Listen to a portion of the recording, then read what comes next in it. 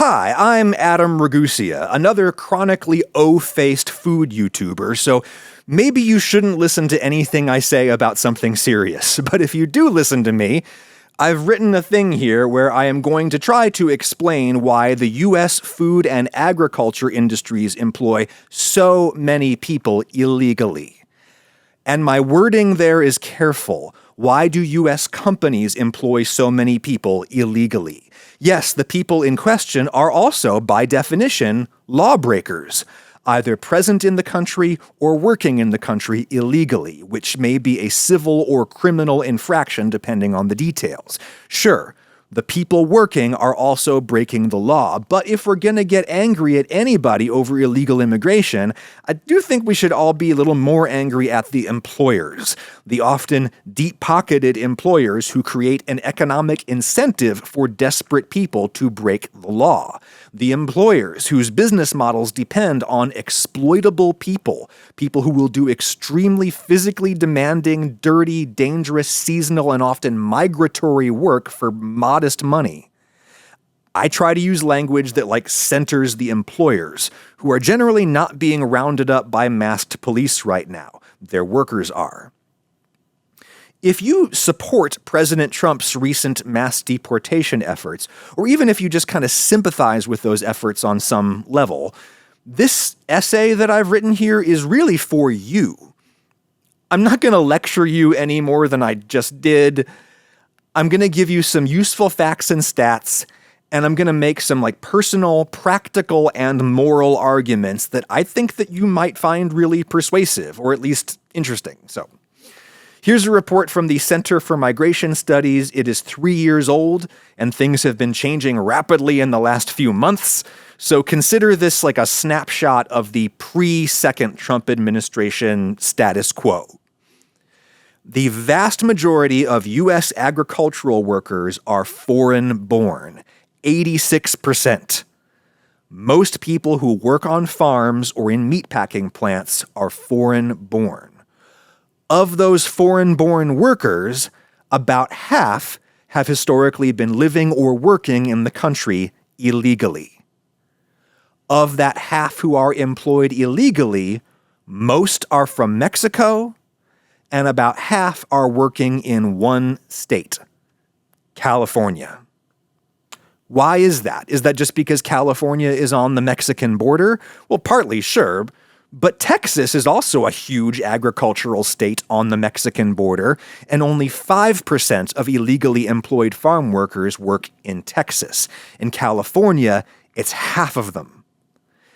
Is that because California is more politically friendly to immigrants than Texas is? That's probably a marginal effect, right? Because desperate people go where the work is available, regardless of legal risk. The main reason so many of these farm workers are in California is because so many of the farms are in California. Specifically, so many of the farms that grow the stuff that you see in the produce section at the grocery store. More of your fresh fruits and vegetables come from California than from anywhere else. The kind of fresh food that we should all be eating more of, and that we can eat more of thanks to the convenience of Factor, sponsor of this video. Yes, I benefit from the immigration status quo as a person who buys food and also as a person whose work is supported by sponsorships from food companies. This is one reason I feel obligated to speak out about immigration. I work a lot. I want to eat fresh, healthy food. I'm not going to cook each of those meals myself from scratch, so a few meals of the week are Factor meals. Fresh, never frozen, dietitian approved, ready to eat after a couple minutes in the microwave. I don't know how they're able to send cooked salmon that juicy to my door in a box, but they make it happen. It's pretty remarkable.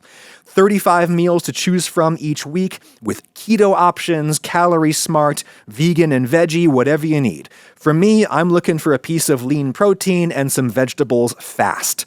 Factor is owned by HelloFresh, and they've really perfected the art of making tasty, ready-to-eat meals. Like, these are a major leap forward in the field of microwavable meals, I'm telling you. A protein shake is something I have to choke down. These meals I savor, and they are instant. Imagine what I would be eating instead on long editing days. Probably garbage out of a bag, right? Head to factor75.com or click the link below and use code 50Ragusea to get 50% off, plus free shipping on your first Factor box. That's code 50Ragusea at factor75.com. Get 50% off plus free shipping on your first box. Thank you, Factor. Anyway, so why does so much of the food come from California, specifically the fresh produce? Well, because California's Central Valley has this magical Mediterranean desert climate where you can grow that kind of stuff really well all year round, as long as you are using totally unsustainable levels of irrigation. And here's the thing about growing produce: it requires way more human hands. The big, commodity crops that we grow in the middle of the country, the corn, the soy, the wheat, those crops require a lot of inputs. They require a lot of equipment, but hardly any people anymore. You need a guy to drive a combine harvester, you need a guy to finance it, and you need a guy who knows how to fix it. There, that is the very short version of the Midwestern farm economy. To bring in stuff like lettuce and tomatoes and melons, you generally need a human being to bend over in a blazing hot field, pick it delicately with their hands, and then do it again and again and again. Hard jobs, and what makes them even harder is that they are seasonal. There's parts of the year when you're working constantly, and there's parts of the year when there's no work at all. And in California especially, these jobs are often migratory. You don't get to live in one place. You may go on a circuit around the Central Valley, planting or picking whatever the season demands. Something is pretty much always in season in California.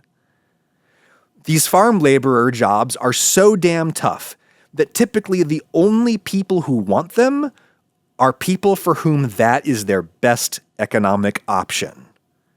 Most native-born Americans simply have better economic options, even if their options still suck. Most native-born Americans can get a job where they at least get to live in the same place all year, live with their kids while their kids attend the same school all year, etc. As the cliche goes, Americans don't want these jobs. With a geographically proximate supply of foreign-born labor, California, for decades, has turned south for talent. And the mostly northern Mexicans who migrate up for that work to work on U.S. farms, those people are big boys and girls with agency to choose among their best economic options. And for some of them, the migratory nature of farm labor can be more of a feature than it is a bug. Even modest U.S. money goes a lot further in northern Mexico, and so a lot of farm workers might not want to live a settled life. They want to work part of the year in the U.S., save money, and then bring it back to Mexico for part of the year. Or maybe they live in the U.S. full-time, but they're sending remittances back home to their family, and the money goes a lot further for them in Mexico. There's lots of scenarios, but those are honestly like the pretty rosy scenarios, frankly. The hard truth is that these jobs are hot, dirty, physically brutal, and insecure. And a person who is in the country illegally is even more insecure. They have even fewer economic options, making them all the more likely to need work that is this undesirable. When you're in the country illegally, you are effectively an underclass. You cannot enjoy the full protection of the law because the law is a constant threat to you. Especially when normal city police and county sheriffs are collaborating with immigration police. When they do that, you can't go to the authorities for help, so you are more exploitable. This labor pool of immigrants and seasonal migrants, mostly from northern Mexico, is what makes the California produce machine go brrr. And also other industries in other states, particularly the meatpacking industry. Without this labor pool, fresh food would cost like 4 times more. Like at the bougie farmers markets where you pay for the privilege of having a white kid with a liberal arts degree pick your kale.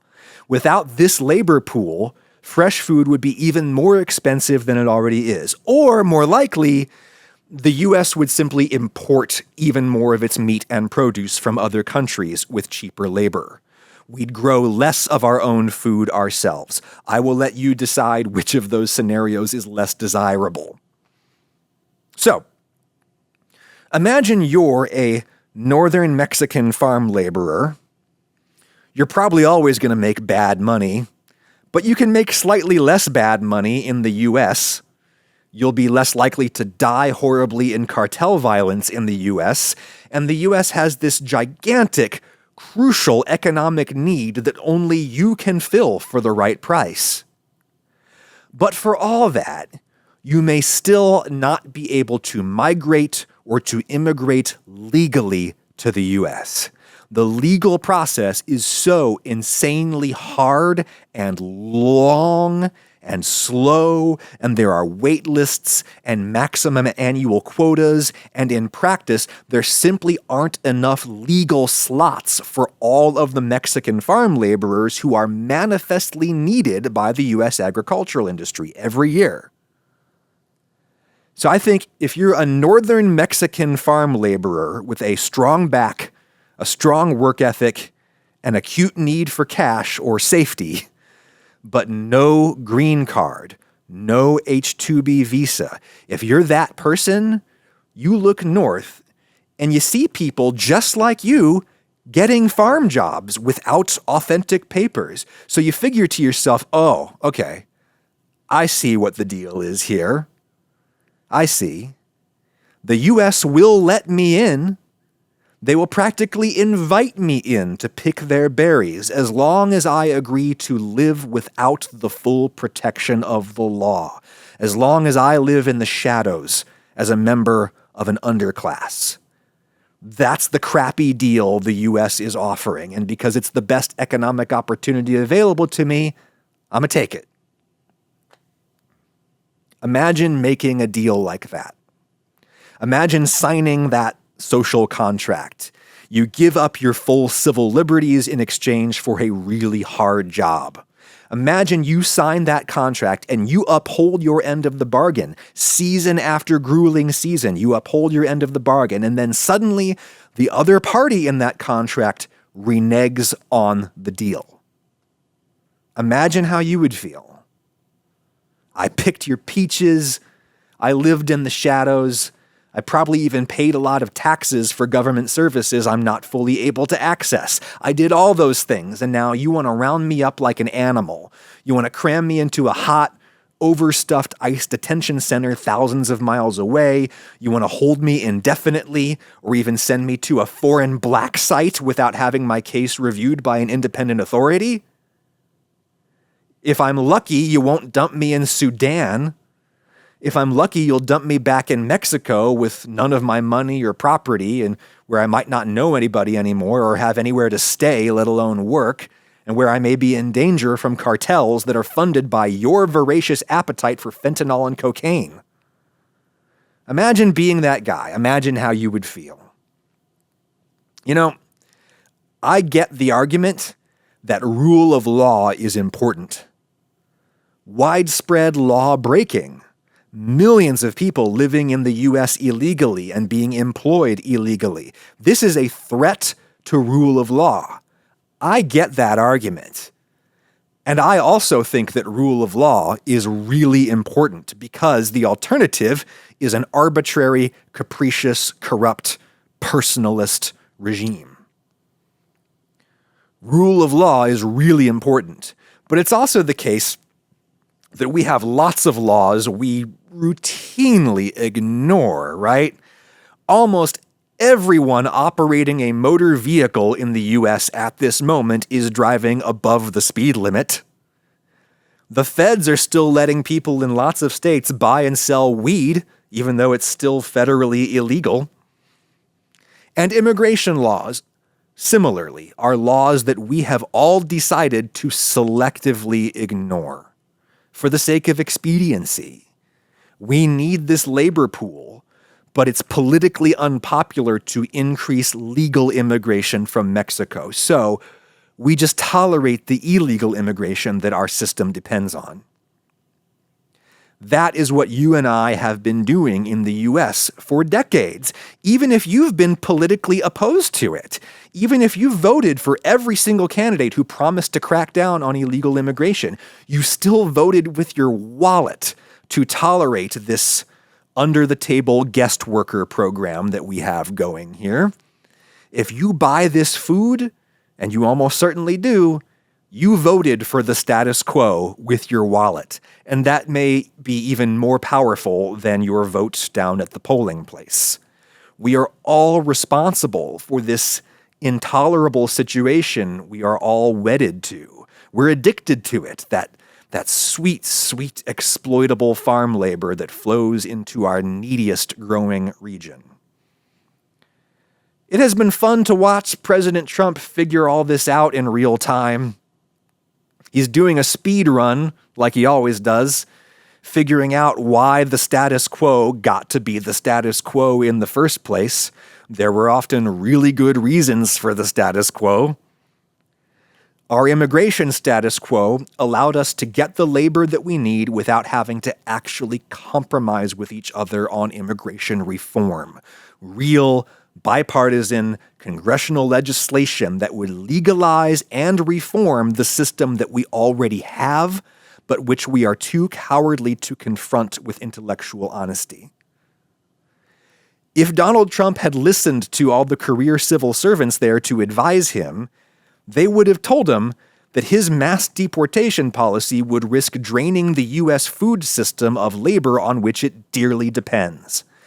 President Trump says he wants to deport 1 million people a year, and he says he wants to focus on dangerous criminals or layabouts living on benefits. Problem is, there aren't enough of such people in existence for Trump to deport and still meet his numbers. Lots of criminology research using lots of different methodologies has come to the same basic conclusion that people who are in the country illegally are actually far less likely than native-born citizens to commit crimes once they get here. Native-born citizens are something like 4 times more likely to commit serious crimes. This makes sense. Most people who are in the country illegally are here to work and to keep their heads down so that nobody notices them. There are legit, scary criminals who cross the border illegally, but there aren't as many of them as people think. And the problem with real criminals is they tend to make themselves hard to find. You know who's easy to find? Otherwise law-abiding, hard-working, church-going immigrants. ICE has been raiding Spanish-language services at churches. President Trump has given ICE minimum deportation quotas. ICE officers are struggling to meet those quotas. Trump has fired at least one ICE administrator for refusing to discipline officers who don't meet their quotas. They have to snatch a minimum number of people in order to keep their jobs, and criminals are hard to snatch. You know who's easy to snatch? People on the path to citizenship who are showing up at their court date as ordered. They're snatching them there. Guys at the Home Depot looking for day labor construction work.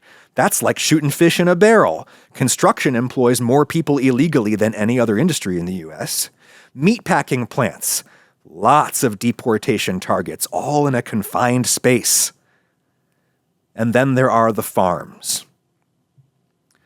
The easiest people to deport are the people we need, doing the jobs that we need doing. If you focus on deporting alleged troublemakers, you end up deporting a few 100,000 people a year, which is what we have been doing the last many years under Republican and Democratic administrations. President Obama deported about 3 million people over his 8 years in office. Trump, in his first 4 years, deported 1.5 million people, proportionally the same as Obama. Biden deported almost as many. And here we are in Trump 2. This time he's promised mass deportations. He has loosened all the old constraints. He's taking people without due process of law. And to what end? According to the administration's own estimates, they've maybe doubled the normal deportation rate, like at most. And ICE has already burned through its whole budget in half a year. There just aren't that many criminals and layabouts to get. And the scariest criminals make themselves really hard to get, so ICE raids the farms. And finally, big agribusiness got through to Agriculture Secretary Brooke Rollins, who reportedly got through to Donald Trump a couple of weeks ago. And Trump last week seemed to order a pause on all immigration enforcement within the agricultural and hospitality industries, hotels, restaurants, other industries that are also hooked on this exploitable labor. The president made public comments to that effect, and we know that a directive went down to ICE agents telling them to stop raiding these crucial industries, at least for now. This was a stunning reversal for Trump, so it's not surprising that he now seems to have reversed his reversal, at least as of this recording. It was reported Monday that ICE sent down another directive saying that farms and hotels are back on the menu, boys. Reportedly, this was due to the influence of White House Deputy Chief of Staff Stephen Miller, who is the administration's real immigration hardliner. When you have rule by a man rather than a system, one result of that is that U.S. policy is often determined by whoever spoke most recently to Donald Trump. Personalist rule tends to be highly capricious, the whims of the king, etc. You've read about that in history. In a normal Democratic administration, there are expert advisory boards and career civil servants who work with political appointees to develop policy recommendations that the president usually mostly accepts and implements. That's not how Trump works, so we swing from position to position. Let me tell you, businesses love unpredictability. There's good reasons why the status quo was the status quo. And there's good reasons why the techniques of martial law are generally reserved for true national emergencies. The kinds of policing techniques being used by ICE and allied agencies to hit these probably unhittable deportation targets. Masked plainclothes officers who refuse to identify themselves, snatching people up off the street, whisking them into unmarked vans, denying people due process of law where they can make their case to a judge, detaining people indefinitely, sending them to other countries' prisons where they have no idea how many years they will be held or in what conditions. These are things you only do when you absolutely have to because they are so damaging, not just to the people being snatched, but to all of us. All of us now have to think twice if we see guys in masks pulling a screaming mother away from her child on the street. Is that ICE or is it some gang? There's no way to know in the moment, and so do you intervene? The entire law enforcement system breaks down when people lose faith that they may be treated fairly within it. As a relatively light-skinned, well-to-do U.S. citizen, I can have a reasonable amount of faith that if I'm arrested, I will be able to talk to a lawyer, promptly plead my case before a judge, and even if I lose, my punishment will probably be reasonable and proportional and predictable. So that means that when the cops come knocking, I'm more likely to cooperate. I'm more likely to submit to them in the moment instead of running or fighting because I have some idea about what will happen to me. When you get picked up by immigration authorities in the U.S. right now, You have no idea what is going to happen to you. You don't know if they will use your social media posts to justify taking you off your path to citizenship. You don't know if they will revoke your temporary protected status. Imagine somebody revoking your driver's license and then arresting you for unlicensed driving before you can even get off the road. That's what it's like to have your temporary protected status arbitrarily revoked, which is something the Trump administration is doing a lot right now. They're illegalizing people in order to arrest them. When you're snatched up by ICE right now, you don't know where they will take you. You don't know for how long.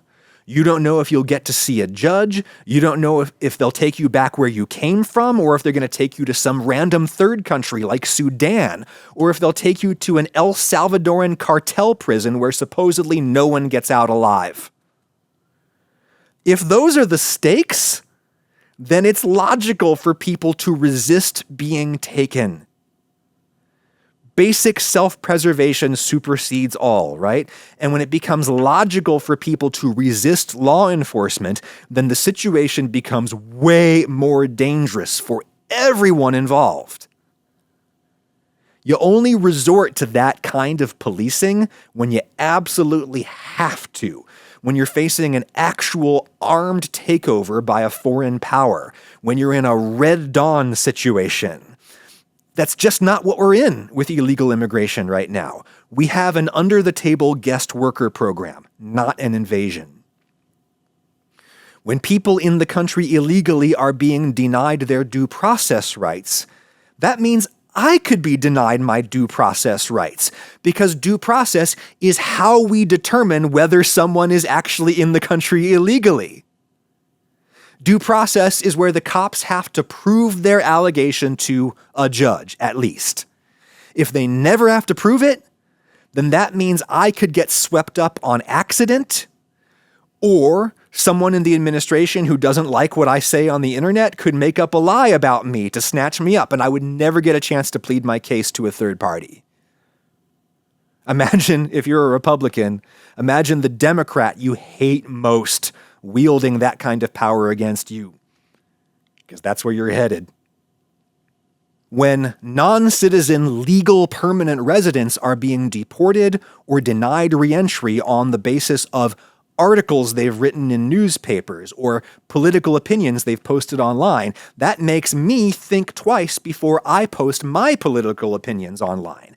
I mean, they say they're not doing it to citizens yet, but Trump has established a pattern of steady escalation, like a reality show producer constantly raising the stakes of the drama.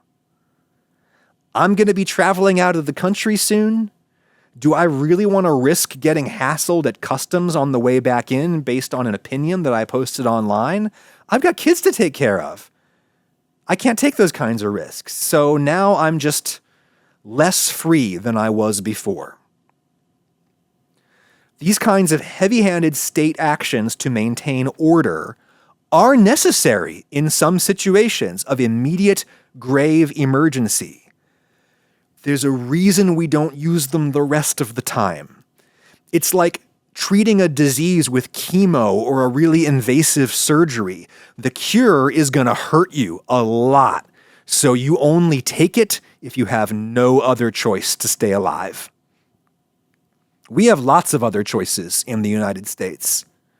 Rather than doing this, we could choose to make the grand political compromise on immigration, the one that we've almost made many times before. We could compromise. We could recognize and accept the reality on the ground. Lots of people are here illegally, but they're doing jobs we need done. They're literally feeding us on the farm and in the kitchen. So we compromise. We provide a doable, expedited path to citizenship for most people who are here already. We increase the legal immigration and seasonal migration necessary to get those workers from where they live now, and at the same time, we massively crack down on future illegal border crossings and visa overstays.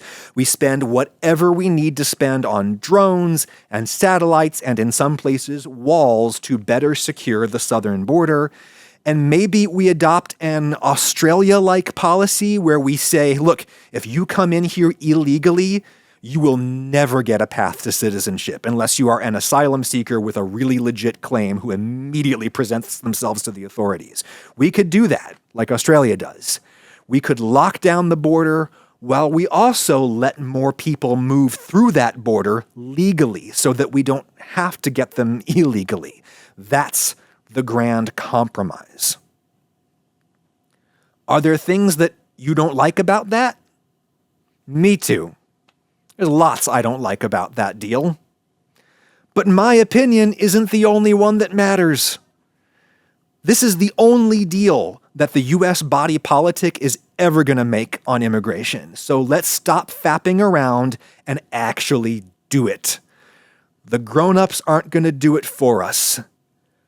I regret to inform you that we are the grown-ups. Some people don't want to increase legal immigration because they don't want their society to change. They don't want their culture to change. They don't want their political balance of power to change. I get that. But there's three things I would say in response that I think such people might actually find persuasive. So let me give it a go, okay? 1, yes, people in the U.S. of Latin extraction have historically voted heavily for Democrats. But if you haven't heard, they have started breaking for Republicans in huge numbers. If Republicans would just stop snatching up their friends and family, probably even more of them would vote for Republicans. Most of them are conservative Catholics, after all. 2, without lots of immigration, the U.S. is going to have way too many old retired people relative to the younger working people needed to support them.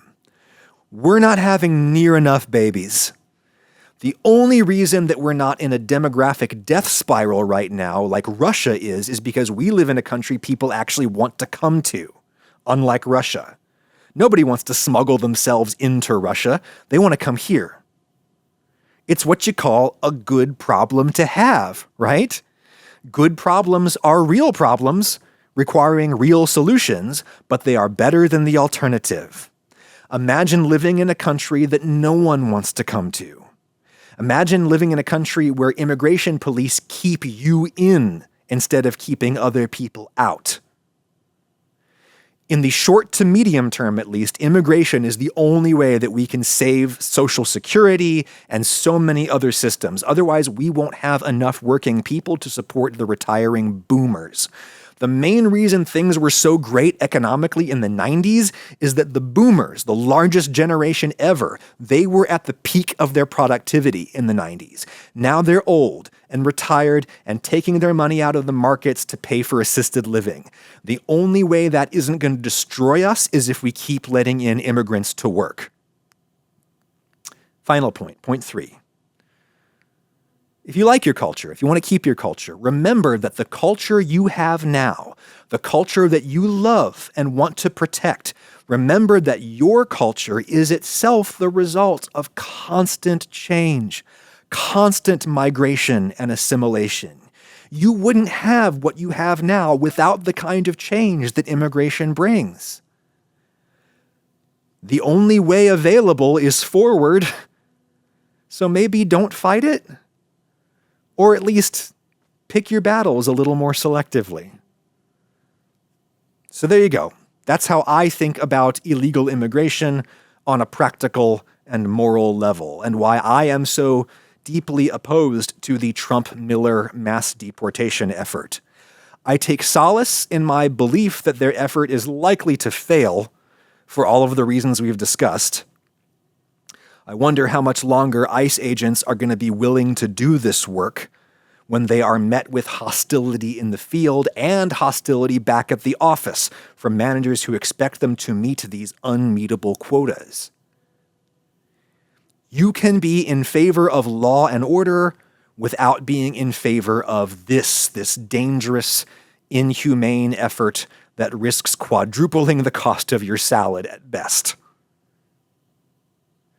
What you do instead is support a comprehensive immigration policy compromise, like we've almost passed several times before we politically chickened out. Maybe Trump could be the one to sign it into law. There is an old Vulcan proverb, only Nixon could go to China. Make good choices. Stay safe out there.